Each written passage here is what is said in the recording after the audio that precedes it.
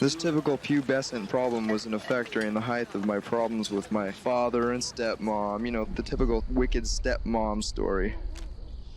And so, I moved to both grandparents, the fourth sets of aunts and uncles, and so forth and so on within the year. And in 8th grade, my mom had no choice to take me in because my dad packed my stuff and drove me to her house in the morning and left me there. She was pissed. I accumulated quite a healthy complex, not to mention a complexion. Then one day I discovered the most ultimate form of expression ever, marijuana. Oh boy, pot. I could escape all day long and not have routine nervous breakdowns.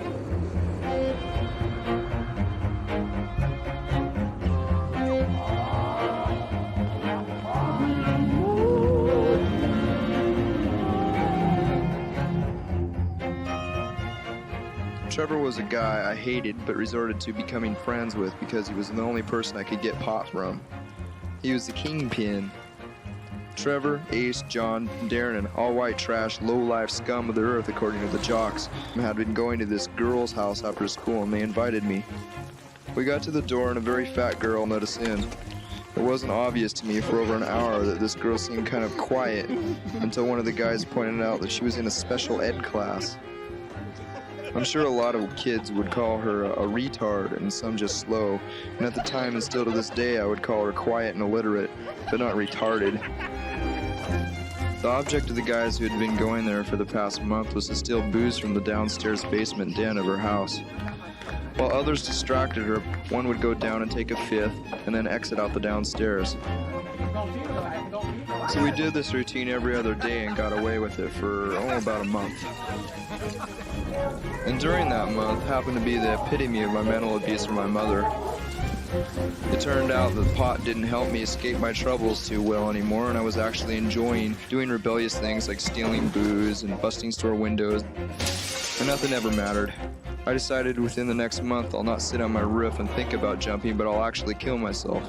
And I wasn't going out of this world without actually knowing what it was like to get laid. So one day after school I went to the girl's house alone and invited myself in, and she offered me some Twinkies, and I sat on her lap and I said, "Let's fuck." And I touched her tits and she went into her bedroom and got undressed in front of me.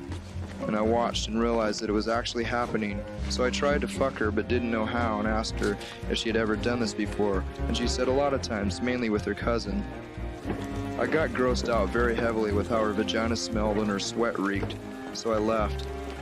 My conscience grew to where I couldn't go to school for a week, and when I went back I got in-house suspension for skipping, and that day the girl's father came in screaming and accusing someone of taking advantage of his daughter. And so during lunch the rumor started, and by the next day everyone was waiting for me to yell and cuss and spit at me, calling me the retard fucker. I couldn't handle the ridicule, so I got high and drunk and walked down to the train tracks and laid down and put 2 big pieces of cement on my chest and legs, and I waited for the 11 o'clock train. And the train came closer and closer and closer, and it went on the next track besides me instead of over me. The tension from school had an effect on me, and the train scared me enough to try to rehabilitate myself, and my lifting weights and mathematics seemed to be improving, so I became less manically depressed, but still never had any friends because I hated everyone, for they were so phony.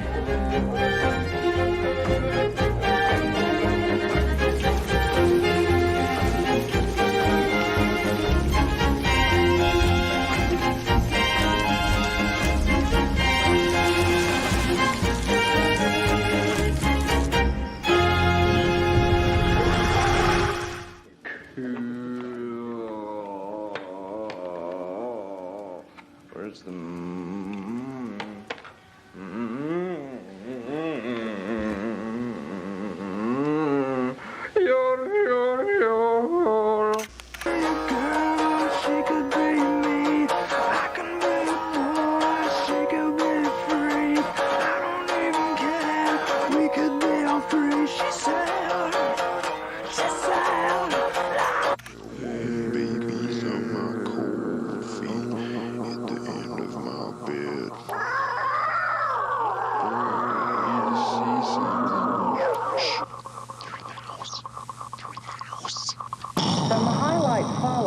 We warn that viewers may find parts of the footage disturbing. The object of the exercise is to observe the monster for as long as possible.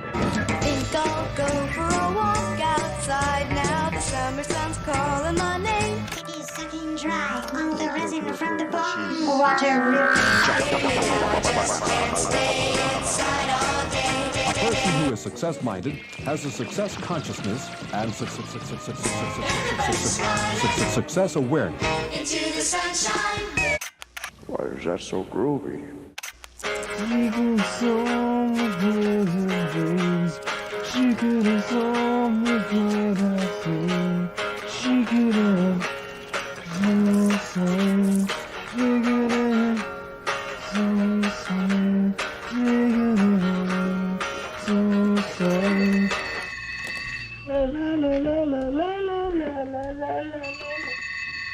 Hello?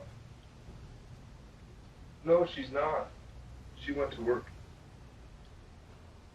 All right.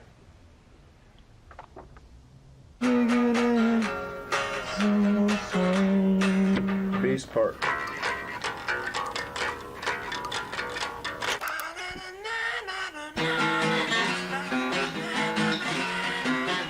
You get changed, man. Changed, man.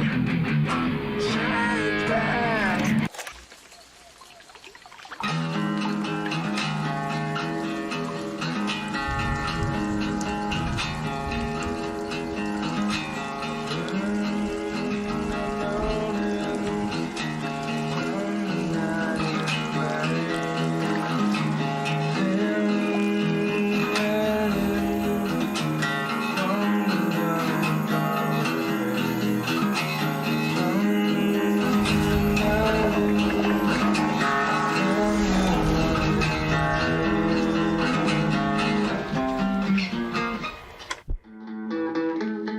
Kurt Cobain's here. You know, Kurt Cobain from Aberdeen. What's going on, baby? Not a damn thing. He called up and said, I want to play some songs. So I said, This is rockin' true. good news. Bloody brilliant. I just wrote most of the lyrics this evening In the car on the way up here? while I was driving with one foot. Uh-huh.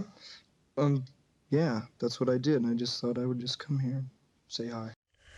This is Kurt Cobain. I have a lot of things to say to you. A lot of fucking things to say to you.